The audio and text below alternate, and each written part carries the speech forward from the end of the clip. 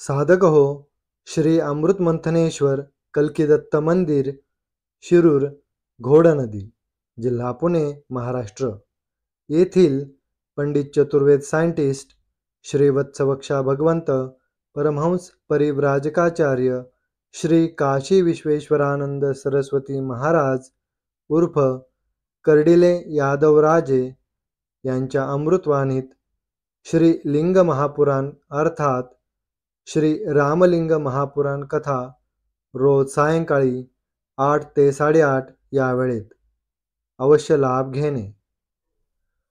ओम वक्रतुंड महाकाय सूर्यकोटि समप्रभ निर्विघ्नं कुरु मे देव सर्वकार्येषु सर्वदा. ओम वक्रतुंड महाकाय सूर्यकोटि समप्रभ निर्विघ्नं कुरु मे देव सर्वकार्येषु सर्वदा. ओम गुरु ब्रह्मा गुरु विष्णु गुरु देव महेश्वरा गुरु साक्षात परब्रह्म तस्मै श्री गुरवे नमः. ओम शांताकारं भुजगशयनं पद्मनाभं सुरेशं ओम विश्वाधारं गगनसदृशं मेघवर्णं शुभांगनं लक्ष्मीकान्तं कमलनयनं व्यवृध्यानगम्यं वंदे विष्णु भवभयहरं सर्वलोकैकनाथं. ओम शांती. आज आपण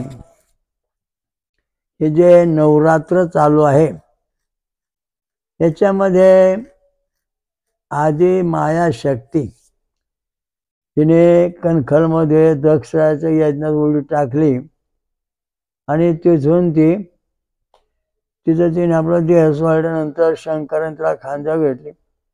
मग विष्णूने सुदर्शन चक्राने त्याचे तुकडे केले, म्हणजे अवयव तो बाजूला केले, 52 अवयव केले. 51 ठिकाणी, काही ठिकाणी 52 दाखवलेत, काही ठिकाणी 108 दाखवलेत. म्हणजे अशा दृष्टीने या ठिकाणी निर्णय मत मांडलेले आहेत. पण त्यातली जी काही शक्तिपीठ झाली, शक्तिपीठ कसं तयार होतं, जी आदिमाया शक्ती आहे तिचा अवयव ज्या ठिकाणी पडलेला आहे त्या ठिकाणी ते शक्तिपीठ तयार होत. तसं शक्तिपीठ तयार होत नाही. आपण कुठले देवी मानले झालं शक्तिपीठ तयार, तसं होत नाही. जिथं ते अवयव पडलाय तर या ठिकाणी हे स्वयंभू महापंचसागरेश्वरी पाचवे महाशक्तिपीठ महाराष्ट्रात शिरूर घोडण येथे प्रगट स्वयंभू प्रगट झालेले आहे. तर सांगायचा मुद्दा असा की या ठिकाणी ही देवी, या ठिकाणी आमची शेती आहे, तिथं कल्किदत्त मंदिर आहे आणि या ठिकाणी मी फिरत असताना ती देवी उभी राहिली. येऊन म्हणले, बाबा महाराज इथं उकरा म्हणे, माझी इथं मूर्ती आहे. म्हणजे तुमची मूर्ती आहे? हो. अशी कशी काय मूर्ती? म्हणजे लय कोट्यावधी वर्षापूर्वीची मूर्ती म्हणजे चांगले, तिच्यावर माझं सगळं चिन्ह उमटलेले आहेत. मग ते मूर्ती आम्ही जमीन स्वच्छ करताना निघाली, तशीच ठेवली बऱ्याच वर्ष. नंतर दैत्य निघाला, त्याच्यानंतर देवीचा उजवा पाय निघाला आणि ते तिथं मालनुका केली. म्हणलं देवीला, तुमचं नाव काय? ते म्हणले, माझं नाव पंचसागरेश्वरी. आता पंचसागरेश्वरी 5 सागर जिथे समुद्र, तिथं याचं ठिकाण आहे असं जगाला वाटतं. देवी म्हणले, असं नाही. मग पंचसागरेश्वरी माझं नाव का?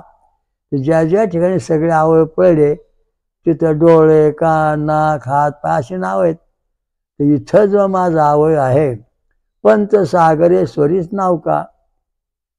तर पंचसागरेश्वरी नाव असण्याचं कारण देवीने सांगितलं, 2 डोळे, 2 कान, 1 मुख, हे 5 सागर आहेत. हे 5 सागरेश्वरी आहे म्हणून माझं नाव पंचसागरेश्वरी. स्वयंभू महापंचसागरेश्वरी हे देवीने आपलं स्वतःचं नाव सांगितलं. पंचसागरेश्वरीचं 2 डोळे हे 2 सागर, 2 कान हे 2 सागर, 1 मुख 1 सागर. आणि ज्या ठिकाणी देवीचे दात इथं पडले त्यामुळे या ठिकाणी ते ठिकाण शक्तिपीठ निर्माण झालं. महाराष्ट्रामध्ये 3.5 पीठे किंवा 4 पीठ आहेत आणि हे आता हे 5वं पीठ तयार झालं स्वयंभू. देवीने स्वतः सांगितलं. आणि निर्णय ग्रंथात जेव्हा आम्ही पाहिलं वाचलं तेव्हा त्यात खाली लिहिलेलं आहे पंचसागरेश्वरी या देवीचं शक्तिपीठ कुठे आढळत नाही. काय लोकांनी त्या मान्य केले असतील पण स्वयंभू शक्तिपीठ कुठे आढळत नाही असं ग्रंथात लिहिलं. काही ठिकाणी माहिती पाठवली. तर त्यांचं म्हणणं असं का आम्ही तुम्हाला कुठं पीठ सापडलं तर आम्हाला माहिती कळवा. तर आम्ही आता हे यूट्यूबवरती याची माहिती फोटो देणार आहे. तर सांगायचा मुद्दा असा आहे की पंचमहासागरेश्वरी, पंच म्हणजे 5, सागरेश्वरी सागर, 2 डोळे हे 2 सागर, 2 कान 2 सागर आणि 1 मुख म्हणजे 1 सागर. हे सगळे मिळून झाले 5 सागर हे पंचसागरेश्वरी. आणि हे याच्याकरता जगाला 5 समुद्र कुठे आहे, तिथं ठिकाण कुठे आहे आणि ते ठिकाण शोधायचं करता करता कोट्यवधी वर्ष सापडलं नाही. मग ही देवी स्वतः या ठिकाणी प्रगट झाली, बोलली आणि मग ते आदृश्य झाल्यानंतर आम्ही तिथं ते ट्रॅक्टर वगैरे लावून काढू करलं तर सापडलं. मग ते मूर्तीवर बसवलेले आहे. तिथं तो दैत्य बसवलेला आहे. नंतर देवीचा 5 फूट जवळजवळ 5 फूट लांबीचा पाऊल पण बसवलेला आहे. म्हणजे इतका मोठा पाऊल कुठल्याही देवीच्या शक्तिपीठात नाही. आणि या दैत्याचं डोकं जेवढं मोठं एवढं मोठं डोकं असणार दैत्य कुठल्याही शक्तिपीठात नाही, ह्याच पीठात आहे.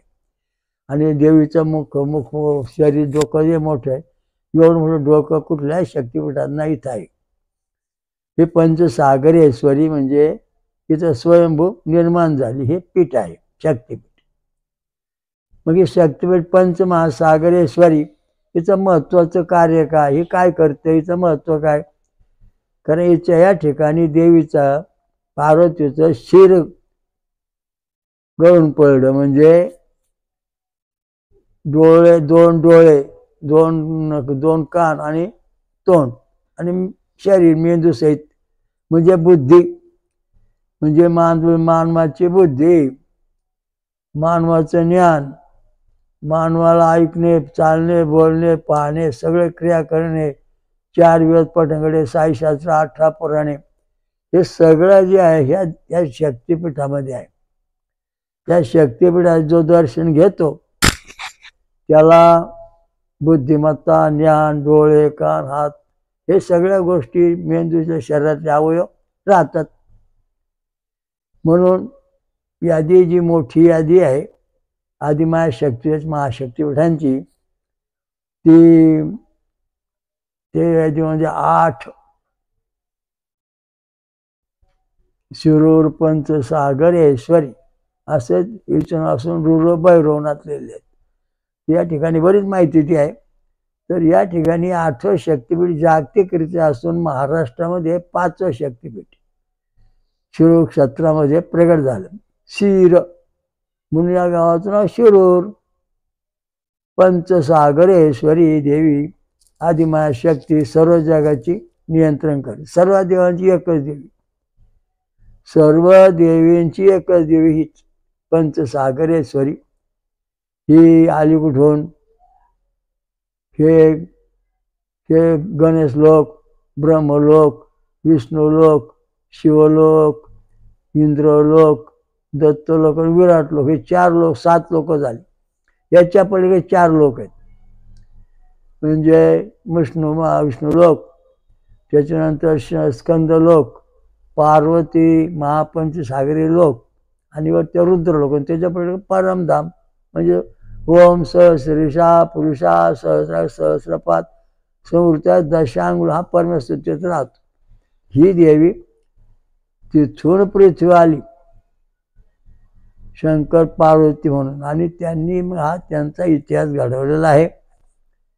शक्तिपीठ जे आहे त्या ठिकाणी देवीचे अवयव पडायला पाहिजे. मग तुम्ही मंतरबावरून देवीची मूर्ती दगडाची का बनवली, तुम्ही पितळाची का बनवली, देव मूर्ती त्यावेळेस दगडाच्या का बनवल्या जातात? दगड माणसाच्या शरीरात दगड बनतो का? याला काय पुरावा आहे का? अहो याला पुरावा आहे. जगामध्ये एक राष्ट्र असं आहे की त्या ठिकाणी एक मोठं सरोवर आहे. त्या सरोवरतीवरून पक्षी बसला की 2-3 मिनिटात तो पाण्यात बुडतो, दगड बनतो. म्हणजे तो पक्ष्याचा आकार तसाच असतो, पण तो दगडात रूपांतर होतो. आता सध्या आहे. तशा दृष्टीने या ठिकाणी ही पाषाणवाडी, ही पाषाणवाडी म्हणजे या ठिकाणी मानवाचे जे शरीर आहे त्याचं पाषाणात रूपांतर झालं. पूर्वीचे जे आदिमानव होते त्या मानवांचे, त्या देवांची शरीर पाषाण रूपात आली. म्हणजे हे पाण्यामध्ये तो दगड पक्षी बुडाला का त्याचं दगड रूपांतर होतं. मी एकाने आपलं काय एक बाई होती, म्हणजे मला आंघोळ करायची त्या समोर त्या क्षरात. मग त्यामध्ये एक साखळी घेतो, कमरा बांध आणि कर आंघोळ. मग ते पाण्यात उतारल्यावर त्याची मूर्ती बनली आणि मग ते मूर्ती सहित वर काढली. तर म्हणजे माणसाच्या दगडात रूपांतर झालं. इतक्या परिस्थितीमध्ये जगात काही ठिकाणी अशी ठिकाणं आहेत, त्याप्रमाणे या ठिकाणी सुद्धा देवांचं रूपांतर दगडात झालेलं आहे. म्हणून याला पाषाणवाडी म्हणतात. 33 कोटी देव या ठिकाणी पाषाण रूपात झाले. या ठिकाणी आदिमाया शक्तिपीठ तयार झालं. हे शक्तिपीठ गुप्त होतं, आता प्रगट झालेलं आहे. म्हणून स्वयंभू महापंच सागरेश्वरी महाशक्ती 5वे महाशक्तिपीठ महाराष्ट्र घोडनदी शिरूर पाषाणी येथे आहे, कल्की दत्त मंदिरामध्ये. आतापर्यंत हे आता व्यवस्थित बसवलेलं आहे. आणि या ठिकाणी जवळजवळ असंख्य भाविक येऊन गेलेले आहेत, दर्शन केलेलं आहे. काही संशोधकांनी पण या ठिकाणी येऊन भेटी दिलेल्या आहेत. या ठिकाणी जे काही स्वयंभू मूर्ती आहेत त्या अशा दृष्टीने तयार झाल्या. आता या ठिकाणी दुसरी एक मूर्ती अशी आहे, गणपती, शंकर, देवी, सूर्यनारायण, विष्णू हे 5ही देव आणि शेषनारायण हे सुद्धा एका दगडावरती स्वयंभू प्रगट झालेले आहेत. हा इतिहास कसा काय? स्वयंभू याचं कारण आहे की या ठिकाणी 5 देव आणि शेषनारायण हे ध्यानस्थ एकत्र बसल्यानंतर त्यांचं रूपांतर दगडात झालं, म्हणून हे देव स्वयंभू आहेत.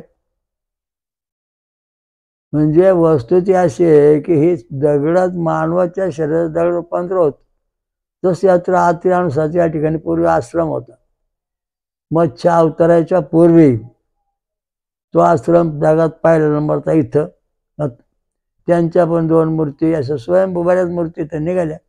त्या जशा तशा आम्ही त्याच्यावरती व्यवस्थित करून ठेवलेल्या आहेत. तर या ठिकाणी पंचमहासागरेश्वरी जी आदिमाशक्ती आहे तिची मूर्ती आहे. मग आता मूर्ती घडव स्वयंभू मूर्तीमध्ये ज्या ठिकाणी आहे त्या ठिकाणी 100% दैवी शक्ती असते, ती कधीच नष्ट होत नाही. म्हणून या ठिकाणी स्वयंभू पंचमहासागरेश्वरी देवीची मूर्ती आहे. तिचा फायदा आपल्याला काय होतो, ती आपल्याकरता काय कार्य करणार?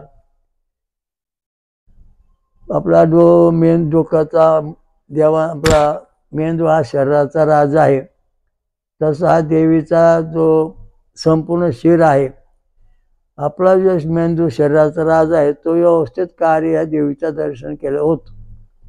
EG व्यवस्थित उमटतात. नंतर डोळ्यांची दृष्टी, ही दृष्टी आधू झाली, कमी झाली तर ती दुरुस्त होऊ शकते, किंवा डोळ्यांच्या दृष्टीने दिव्य दृष्टी प्राप्त होऊन मानवाला देवधर्माचं ज्ञान होतं. पुढची गोष्ट म्हणजे काने, चांगलं ऐकणे, देवाचं स्वर्गातले संदेश कानाने ऐकणे, दिव्य दृष्टीने स्वर्ग पाहणे, देवदेवता पाहणे आणि तोंडाने गायत्री मंत्र, वेद मंत्र म्हणणे, या दृष्टीने या देवीचा आपला फायदा आहे. कारण आपली वाचा सिद्धी आपल्याला मिळावी, आपण बोलू तसं व्हावं, आपलं कल्याण हो जगाचं, म्हणून या देवीला वाचा सिद्धी आहे. त्याप्रमाणे मानवाचं संपूर्णपणे शुद्धीकरण, स्त्री पुरुषांचं शुद्धीकरण या देवीच्या दर्शनामुळे होत. कारण शिर सलामत पगडी हजार असं म्हटलं जातं. तर आपलं शिर म्हणजे जे आहे ते व्यवस्थित राहतं या ठिकाणी. आता या ठिकाणी देवांनी तुम्हाला या ठिकाणी चमत्कार शक्त्या दाखवल्या असल्या तर ही जी पंचमहासागरेश्वरी देवी आहे तिला महादुर्गा असं पण म्हटलं तर शाकंभरी या नावाने ओळखलं जातं. या ठिकाणी महिषासूर मर्दिनी पण म्हटलं जातं. कारण या ठिकाणी जो दैत्य आहे त्याचं डोकं जवळजवळ कितीतरी फूट आहे मोठं, ते पण फोटो दिलेला आहे. तर सांगायचा मुद्दा असा आहे की दैत्य याचं डोकं तुटून या जमिनीत पडलं, मानवी स्वपाचं त्याचं रूपांतर दगडात झालं. म्हणजे दगडात मानवाच्या शरीराचं रूपांतर दगडात होण्याकरता किती अनंत कोटी वर्ष जातात. पण त्याच्यावरती काय ठराविक पाणी पडलं तर ते लगेच दगड रूपांतर होतं त्या सरोवरासारखं. मग ही जी सगळी शक्तिपीठ आहेत हिंदू धर्माची स्वयंभू, तर त्या ठिकाणी देवीच्या वरती ते अमृतमय पाणी पडून ती शक्तिपीठ स्वयंभू तयार झालेली आहेत. असं महत्वाचं आहे. बा हे स्वयंभूती पोट आहे बा दगडावर स्वयंभू आकार आला. त्याचं कारण आहे की त्याच्यावरती अमृतमय पाणी पडलं तर त्याचं रूपांतर मानवाच्या शरीराचं रूपांतर दगडात झालं. तर अशा दृष्टीने स्वयंभू ठिकाण आहे पंचमहासागरेश्वरी. तर या महादुर्गा म्हटलं जातं. आता या ठिकाणी महादुर्गाची निर्मिती कशी झाली हे आपण ग्रंथ वाचतो. सगळ्या देवाने आपल्या अंशापासून शक्ती तयार केली आणि मग दुर्गा देवी निर्माण झाली. त्याच्या पाठीमागचा इतिहास फार वेगळा आहे. कारण हे जे लिहिलेलं आहे हे अर्धवट लिहिलेलं आहे, अर्धवट पूर्ण नाही. ओम सहस्रीशा सहस्रशीर्षा पुरुषा सहस्राक्षा सहस्रपात सभूषौर्त्य दशांगुलम. तर ही दशांगुलम म्हणजे सर्व जगाला व्यापणारा, अनंत शिरे असणारा, अनंत हा डोळे हातपाय असणारा जो देव आहे त्याच्या शरीरामधून सगळे देव बाहेर पडले. आणि मग या देवांनी सगळे अवयव डोळे कान हात पाय नाक बनवलं आणि मग मूर्ती तयार केली, देवीची मूर्ती बनवली आणि मग आपली शक्ती दिली. मग देवाने आपला वंश तयार करून त्या देवीमध्ये ठेवला, मानवामध्ये ठेवला. अशा दृष्टीने व्यादात वर्णन आहे की व्यादामध्ये सांगितले की देवांनी आपल्या शरीर इंद्रपासून इंद्र तयार झाला, गणपतीपासून गणपती तयार झाला, ब्रह्मदेवापासून ब्रह्मदेव प्रगट झाला. याने आपला वंश तयार केला आणि तो वंश ह्या देवीमध्ये ठेवून दिला. म्हणजे दुर्गा देवी अशा दृष्टीने स्वयंभू प्रगट झाली. आपण जे दुर्गा देवीचं वर्णन करतो तर ते मध्यम करतो. सगळ्या देवांच्या अंशापासून दुर्गा प्रगट झाली एवढं वाचतो. पण हे सगळे देव कुठून आले हा प्रश्न होतो. त्याचं उत्तर तुमच्या कुठल्याच ग्रंथात नाही. त्याचं उत्तर असं आहे, ओम सहस्रीशा पुरुषा सहस्राक्षा सहस्रपात सभूषौर्त्य दशांगुलम. हा जो परमात्मा आहे, अनंत शिरे अनंत डोळे अनंत हातपाय असणार, जो पूर्ण जगाला व्यापून राहिला, दशांगुली उरला तो कल्की दत्त. तर सांगायचा मुद्दा असा आहे की ह्या परमेश्वराच्या शरीरातून, डोळ्यातून कानातून नाकातून सगळे देव बाहेर पडले प्रत्येक अवयवात. आणि त्या देवाने तसे अवयव तयार केले. म्हणजे मेंदूतून विराट देव बाहेर पडला, त्याने मेंदू तयार केला. नंतर त्या देवाच्या कपाळातून दत्त बाहेर पडला. मग त्याने डोळे कान हात पाय, डोळे कान नाक तोंड तयार केलं. नंतर त्याच्यातून इंद्र बाहेर पडला, त्याने घसा कंठ तयार केला. त्या देवाच्या शरीरातून महादेव बाहेर पडला, त्यांनी छत्री हृदय तयार केलं, फासळ्या तयार केल्या. त्याच देवाच्या शरीरातून म्हणजे मूलाधार म्हणजे मणिपुरामधून नाभी तयार झाली. त्या देवाने मग पुढं प्रजापतीपासून त्यांनी प्रजापती निर्माण केले. मग त्या देवापासून मूलाधार चक्रातून गणपतीने तो गणपती निर्माण केला. म्हणजे असे वंश, सगळं वंश तयार. प्रत्येक देवतामध्ये मानवामध्ये देवाने आपल्या वंशामध्ये मानव तयार केले, देवी पण तयार केली. आणि मग देवांच्या अंशापासून मग अशा अंशातून महादुर्गा प्रगट झालेली आहे. मग ही आदिमाया शक्तीतून दुर्गा प्रगट झाली. मग ही दुर्गा देवी आणि आदिमाया शक्ती एकच आहे, दोन नाहीत. आणि हे दोन्हीची कवच एक झाले. मग त्यांनी हा महिषासूर दैत्य मारला, त्याचा वध केला. असे अनेक राक्षस मारले. राक्षस आणि देवात काय फरक, मानवामध्ये काय फरक आहे? म्हणजे जे छंद आहेत, गायचे छंद, उष्णिक छंद जे आहेत 7 छंद, त्या छंदातून जे प्रजा निर्माण झाली. गायत्री छंद, उष्णिक छंद, अनुष्टुप छंद, गांधार अनुष्टुप छंद, नंतर बृहती छंद, पंक्ती छंद, त्रिष्टुप छंद आहे.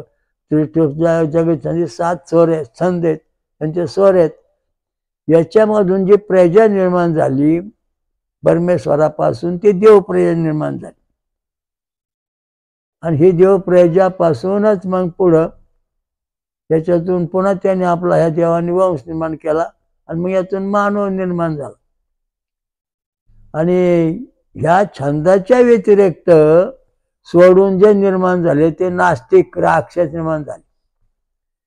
ज्यांचं शरीर नास्तिक प्रजा निर्माण झाली. म्हणजे अशी सृष्टी नाही. गणपती तयार करतो आपण, साचा तयार केला आणि त्या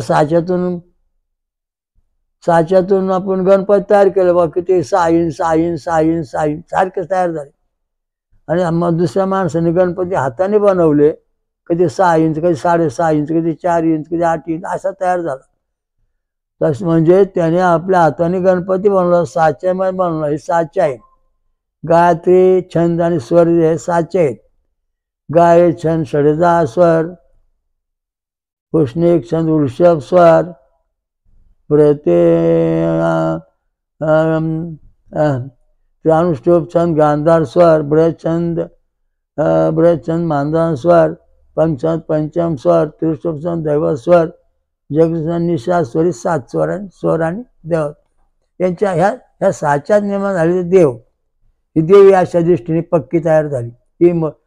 ही देवी अशा दृष्टीने पक्की तयार झाली. म्हणजे दुर्गा देवी आदिमायाशक्ती पंचमहासागरेश्वरी माता. तर हे देवी प्रगट झाल्यानंतर आदिमायाशक्ती आणि मग राक्षसाची जी शरीर आहे ती साच्यात बसली नाहीत. म्हणजे हे जे अक्षर आहेत 24, 28, 32, 36, 40, 48, 72 हे संवेदना आहेत. त्यातून देवी शरीर निर्माण झालं. आणि मग इकडं राक्षसी शरीर जे आहे ते बेढप साच्याच्या विरुद्ध निर्माण झालं. ते बेढप तयार झालं. म्हणून ते गायत्री छंद आणि स्वरात बसत नाही, म्हणून ते राक्षस निर्माण झाले. म्हणजे राक्षस आणि देवामध्ये फरक एवढाच. म्हणूनच देव साच्याबद्ध असल्यामुळे ते वाचले मग राक्षस नष्ट केले. या देवीने मग महिषासूर मारला या ठिकाणी असं दाखवलं.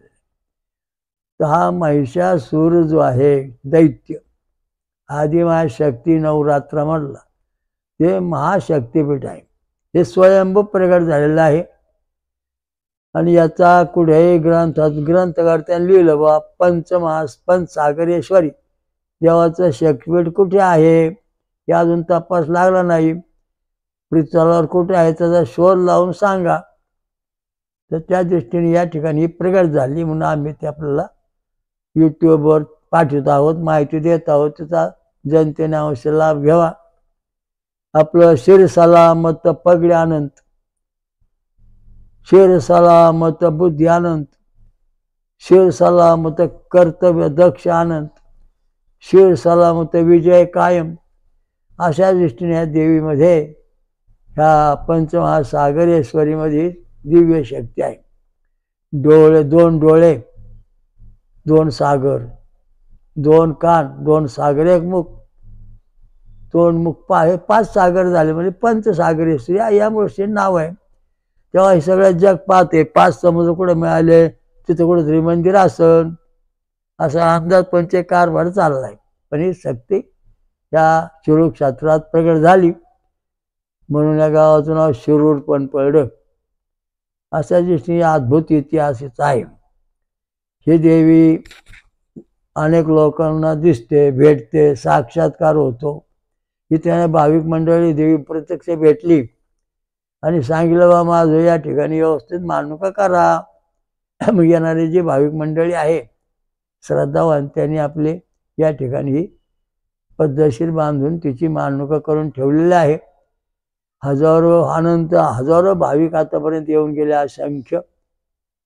आणि त्यांचं शिर सलामत पगडी आनंद, आपलं शिर सलामत पगडी आनंद देणारी एकच देवी जगामध्ये आहे, पंचमहासागरेश्वरी शिरूर क्षेत्रामध्ये. त्याचा आपण स्वानुभव घेणे आवश्यक आहे. हे महाशक्तीपीठ आहे व स्वयंभू महापंचसागरेश्वरी 5वे महाशक्तीपीठ शिरूर घोड नदी पाषाणवाडी कल्की दत्त मंदिर येथे आहे. हे जागृत आहे आणि हे नवीनच आता प्रगट झाले असल्यामुळे आम्ही आता नवीन आहे, त्याची फार प्रसिद्धी केलेली नाही, पण आता माहिती करता हे पाठवत आहोत. हे महाशक्तीपीठ तयार झालेलं आहेत आणि हे महाशक्तीपीठ जगाचं कल्याण करणार आहे, विश्वाचं कल्याण करणार आहे. मानवाच्या शरीराचा दगडात रूपांतर किती वर्षांनी होतं याचा विज्ञानाने अभ्यास करावा. आता त्या पाण्यामध्ये तुझा पक्षी बसला त्याचं लगेच रूपांतर झालं, पक्ष दगडामध्ये पाषाणा रूपात पक्षीच झाला पण दगडाचा बनला. मानव पाण्यात उतरला तो पाण्यात लगेच दगड झाला आणि वर काढला तर त्याची मूर्ती बनली. अशा दृष्टीने ते पाणी होय. आता ते पाणी आहे का नाही माहीत नाही, संपलं, पण काही दिवसापूर्वी त्या पाण्याचा इतिहास येत होता. तर मानवाच्या शरीराचं दगडात रूपांतर किती वर्षांनी होतं याचा विज्ञानी संशोधन केलं पाहिजे. आणि जर तसं करता आलं नाही तर इतिहास समजणारच नाही. कारण आकाश, वायू, तेज, पाणी, नंतर पृथ्वीतत्व म्हणजे अशी पंचमहाभूत आहेत. तत्व या ठिकाणी पंचसागरेश्वर, पृथ्वी, तेज, वायू आणि आकाश ही 5 तत्व या देवीमध्ये आहेत. म्हणून पंचमहासागरेश्वरी धर्म, अर्थ, काम आणि मोक्ष याच्यामध्ये आहे. 4 साईशास्त्र, 18 पुराण या देवीकडे आहेत.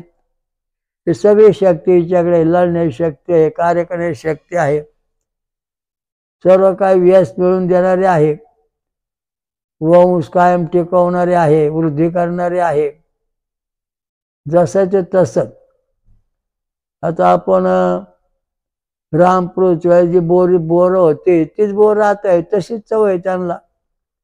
तेव्हा जो आंबा होता तो आंबा आता आहे, त्याला चव तशीच आहे. हा सनातन धर्म आहे. म्हणून ही जी देवदेवता आपल्या आहेत त्या महत्वाच्या आहेत.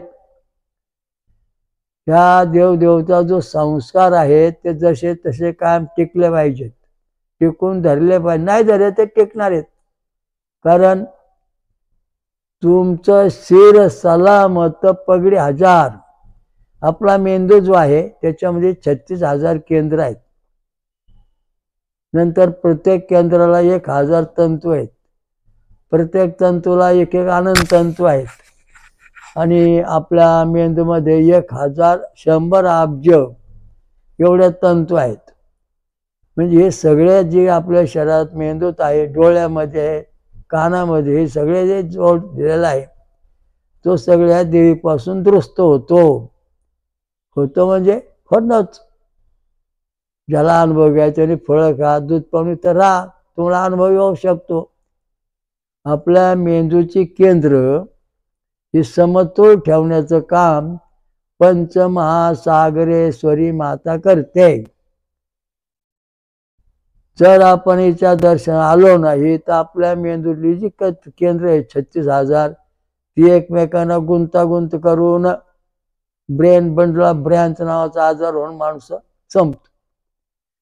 म्हणून देवदेवतांची पूजा का केली जाते, कशा करतात, आपल्या शरीरात जी केंद्र आहेत ती जशी तशी राहावेत. आता लाख कोट्यातून एखादी स्वयंभू मूर्ती तयार होती, मग त्या मूर्तीला धरून बाकीचे लोक मूर्ती बनवतात, पूजा करतात. थोडाफार अनुभव त्यांना येतोच, नाही असं नाही. परंतु स्वयंभू जे आहे ते 100% 101% कार्य करतात. आपल्या शरीराच्या मेंदूमध्ये 36,000 केंद्र आहेत. ज्ञान केंद्र, आपल्या शरीराचं नियंत्रण करणारी केंद्र, ECG, हृदयाचं कार्डिगाम, त्याचं नियंत्रण, हातपाय, डोळे, शिरा याचं नियंत्रण करणारी देवी आहेत. मग आता आपलं पाय दुखतो तर आपल्या डोक्यामधलं जे केंद्र आहे पायावर नियंत्रण करणार ते, आणि दुसरे एक केंद्र त्याला चिकटलं की ते बिघडतं, मग खाली पाय दुखायला लागतो. मग ह्या देवीच्या कृपेने ते केंद्र बाजूला होतं. आपल्या केंद्राची समजा प्रत्येक केंद्राची 1 mm अशी 1 mm म्हणजे इतके 1 mm मध्ये केंद्र आपल्या डोक्यामध्ये 36,000 आहेत. अंतरावर 1 किंवा 2 mm.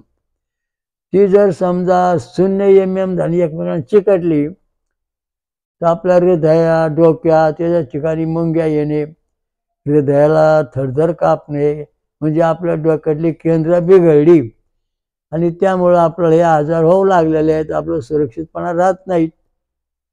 मग ह्या देवी पुढे आपण फळं खाऊन दूध पिऊन बसलो तर मग आपली केंद्र जे मेंदूतली आहेत ती केंद्र सुट्टी होतात.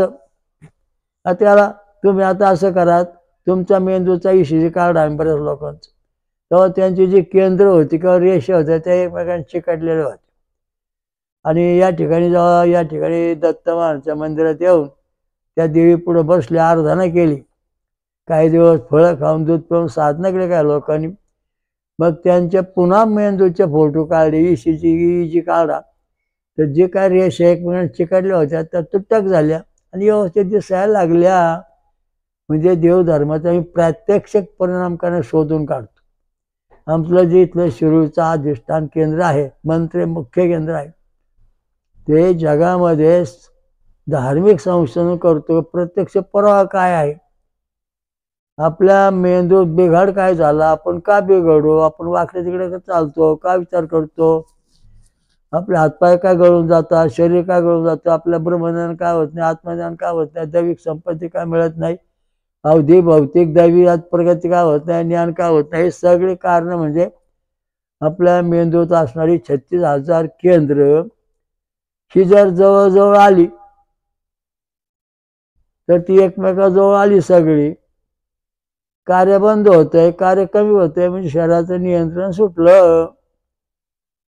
व्यसनी माणसाची केंद्र विस्कळीत होतात, जवळ येतात किंवा लांब जातात, तुटकतात, कार्य बिघडतं. तर मुद्दा असा आहे, जे फलाहार करून राहतात, देवाने सांगितलं सामवेदामध्ये, कृष्ण भगवान म्हणलेले सामवेदो अस्मि, मी स्वतः सामवेद आहे. सामवेदाच्या 1875 ऋचा म्हणजे तत्वज्ञान आहे. त्याच्यात सांगितलेलं आहे की सोमरस पिणे म्हणजे फळांचा रस, नारळाचं पाणी, ऊसाचा रस, आमरस हे प्या, म्हणजे तुमच्या शरीरामध्ये चैतन्य प्राप्त होईल, शरीर शुद्ध होईल. मेंदूची जी केंद्र आहे ते सुट्टी होती आणि व्यवस्थित तशी होत नाहीत. मेंदूंची गुंतागुंत, हृदयाची गुंतागुंत, हे आजार जगामध्ये कुठे कोणाला दुरुस्त करता येत नाहीत. काही माणसं कोमात गेली होती आणि त्यांचे मला फोन आले, म्हणले महाराज हे डॉक्टर सांगितलं यांना इंजेक्शन देऊन संपवी, काही जमणार नाही.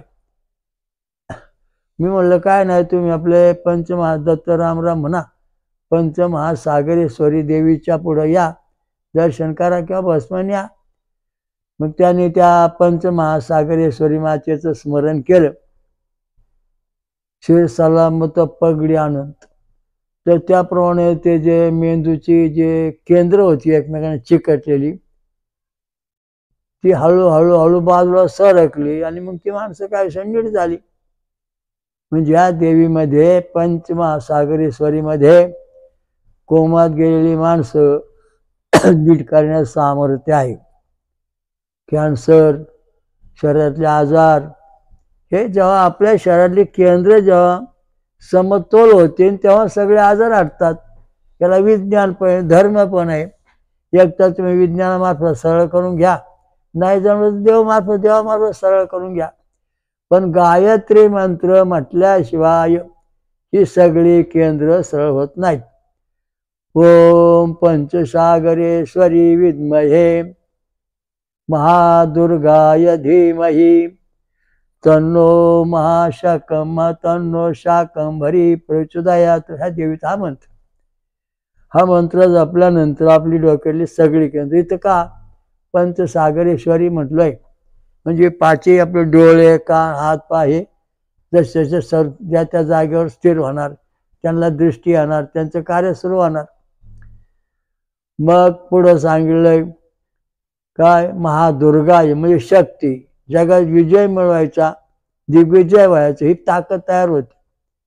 पुढे सांगितलं शाकंभरी प्रज्वल. शाकंभरी म्हणजे जे अन्न आहे, शाखा म्हणजे पदार्थ आहेत, फळं, दूध, सोमरस, यांच्या मार्फत आपल्या शरीरातली सगळी केंद्र व्यवस्थित ठेवायचे. ह्या देवीचं कार्य. ह्या देवीचं कार्य म्हणजे शिर सलामत पगडी आनंद, विजय आनंद, सामर्थ्य आनंद. याच्याकरता ही देवी अत्यंत महत्वाची आहे आणि ती आता स्वयंभू निघालेली आहे. तिचा जनतेने अवश्य लाभ घ्यावा आणि घेत आहेत. या ठिकाणी पारण करणारी माणसं, येणारे भाविक साधक जे इथं राहतात 10 दिवस 3-4 जो उपवास करतात, त्यांना त्याचा फायदा होतो. ज्यांची प्रकृती उत्तम आहे त्यांना झटपट फायदा होतो. ज्यांच्या मेंदूत गुंतागुंत आहे त्यांना उशिरा फायदा होतो. मनोरुग्ण बनला, मेंदूतली सगळी केंद्र एकत्र आली का तो मनोरुग्ण बनतो, वाकडे तिकडे गप्पा मारतो. पण ज्याची मेंदूतली केंद्र पुन्हा जागेवर आल्यानं स्थिर झाल्यानंतर तो जसा पुन्हा कार्य करतो. आता समजा बरीच माणसं बसलेले समोर तुमच्या, तुटक बसलेत, त्यामुळे तर काय गोंधळ होत नाही, व्यवस्थित बसतात. पण जे सगळी माणसं जरी घोळका करून आत आली ते बडबड सुरू होते आणि मग ते कार्य होत नाही. तशा दृष्टीने ही केंद्र एकत्रित गुंतागुंत जवळ आली की आपल्या शरीराचं सगळं कार्य शिथिल होतं.